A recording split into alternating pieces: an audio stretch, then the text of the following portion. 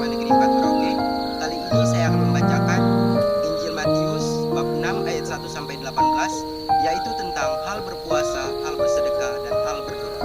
Sekian dan terima kasih. Dengan gembira bersama melangkah, kita semua menghadap Tuhan.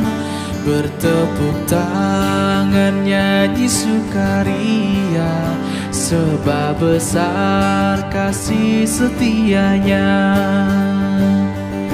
Angkatlah hati jiwa, mohon rahmat berlimpah.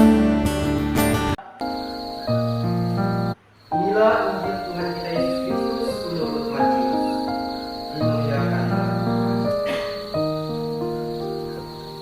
Matius bab 6 ayat 1 sampai 18. Ingatlah, jangan kamu melakukan kewajiban agamamu di hadapan orang supaya dilihat mereka. Karena jika demikian, kamu tidak beroleh upah dari Bapamu yang di surga. Dan apabila kamu berdoa, janganlah berdoa seperti orang munafik. Mereka suka mengucapkan doanya dengan berdiri dalam rumah-rumah ibadat dan pada tikungan jalan raya, supaya mereka dilihat orang. Dan apabila kamu berpuasa, janganlah murah mukamu seperti orang munafik. Mereka mengubah air mukanya supaya orang melihat bahwa mereka sedang berpuasa. Aku berkata kepadamu, sesungguhnya mereka sudah mendapat upahnya. Tapi apabila engkau berpuasa, minyakilah kepalamu dan cucilah mukamu, supaya jangan dilihat orang bahwa engkau sedang berpuasa, melainkan hanya oleh Bapamu yang ada tempat tersebut. Maka Bapamu yang melihat yang tersebut akan membalasnya kepadamu. Demikianlah saudara-saudari yang terkasih dalam Tuhan kita Yesus Kristus. Pada bacaan Matius bab 6 ayat 1 sampai 18 menegaskan kepada kita dalam 3 hal, yaitu hal bersedekah, hal berdoa, dan hal berpuasa.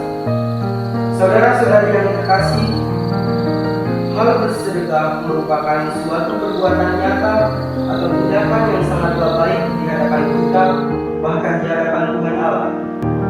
Dan kita pun sangat menyukai hal itu, karena bagi kita hal bersedekah itu hal yang dapat membantu orang yang sedang berkesusahan.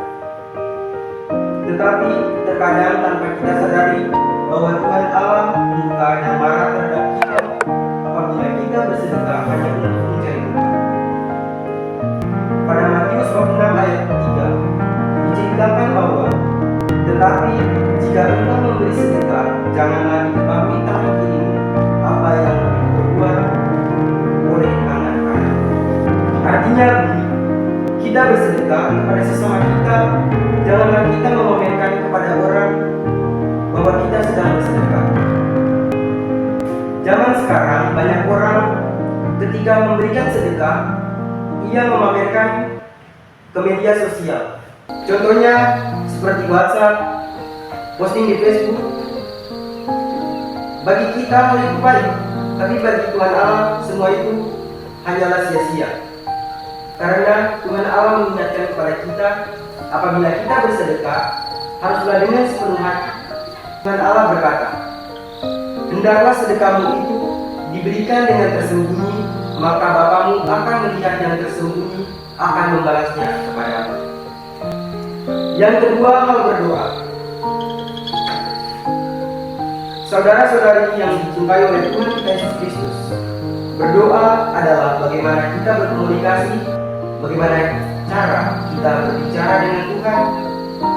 Dimanapun kita berada, di situasi apapun, baik senang maupun sakit, baik suka maupun duka, kita harus tetap berdoa.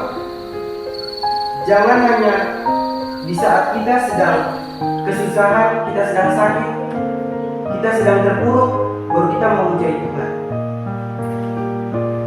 Tetapi kita harus tetap bersyukur dan berdoa, karena di setiap situasi apapun Tuhan masih memelihara kita, Tuhan masih menyertai kita, dan tetap mendampingi langkah kita. Pada Matius bab 6 ayat 5, apabila kamu berdoa, janganlah berdoa seperti orang munafik. Mereka suka mengucapkan doanya dengan berdiri dalam rumah-rumah ibadat dan pada tikungan-tikungan jalan raya, agar mereka dilihat orang. Bagi kita sesama umat manusia, pasti kita beranggapan bahwa mungkin hal yang baik, atau mungkin terkadang kita beranggapan bahwa dengan cara hal seperti itu kita dapat dipuji orang. Tetapi saudara-saudari yang terkasih, kan kita harus tahu dan ingat baik-baik bahwa hal itu sangatlah tidak disukai oleh Tuhan, karena Tuhan tidak mau kita menjadi orang yang munafik. Tuhan tidak suka kita menjadi orang yang sombong, tetapi yang Tuhan mau adalah jika engkau berdoa, masuklah ke dalam kamarmu, tutuplah pintu dan berdoa kepada Bapa. Yang ketiga, hal berpuasa. Tentunya pasti kita tidak heran atau tidak asing lagi dengan namanya hal berpuasa. Dan tentunya bahwa berpuasa itu pasti kita dilarang untuk tidak diperkenankan makan makanan yang asin-asin dan makanan yang berdarah. Kita harus tahu bahwa yang dimaksud dalam hal berpuasa dalam gereja Katolik adalah kita dituntut untuk bisa mengontrol diri kita ke jalan yang benar dengan cara berdoa, saling mengasihi. Zaman sekarang orang lebih mementingkan hal duniawi dibandingkan Tuhan. Zaman sekarang orang lebih suka mabuk-mabukan, berjudi, berfoya-foya dibandingkan pergi ke gereja untuk berdoa. Tanpa kita sadari bahwa kita telah menyakiti hati Tuhan apabila Tuhan murka dan marah, dan ketika itu juga Tuhan mencabut nyawa kita, dan saat itu juga kita belum bertobat, maka yang ada hanyalah penyesalan. Saudara-saudari yang terkasih, hidup ini adalah kesempatan.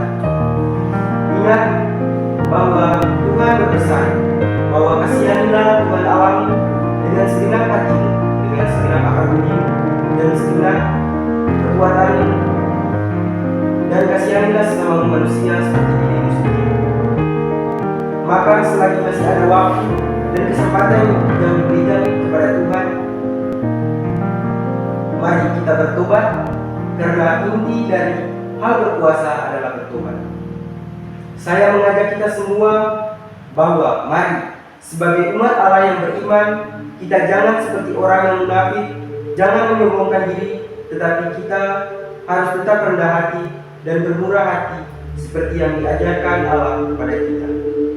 Semoga demikian.